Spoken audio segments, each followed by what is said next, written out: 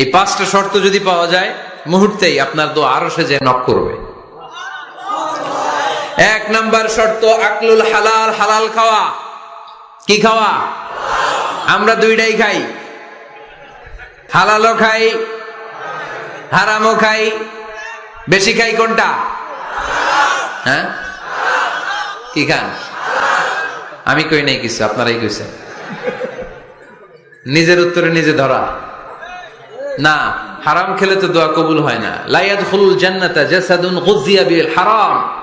ওই দেহ কখনো জান্নাতে যায় না যে দেহ হারাম খেয়ে বর্ধিত হয়েছে। কেন দোয়া কবুল হয় না? মিলিয়ে নেন নিজের জীবনের সাথে, জাস্ট একটু মিলিয়ে নেন, খেয়াল করেন। আকলুল হালাল এক নম্বর শর্ত। ইউর ইনকাম শুড বি হালাল, ইউর ফুড শুড বি হালাল, ইউর ড্রিঙ্কস শুড বি হালাল, ইউর ফ্ল্যাট শুড বি হালাল, your bank balance should be হালাল। চিল্লায় বলেন ঠিক কিনা?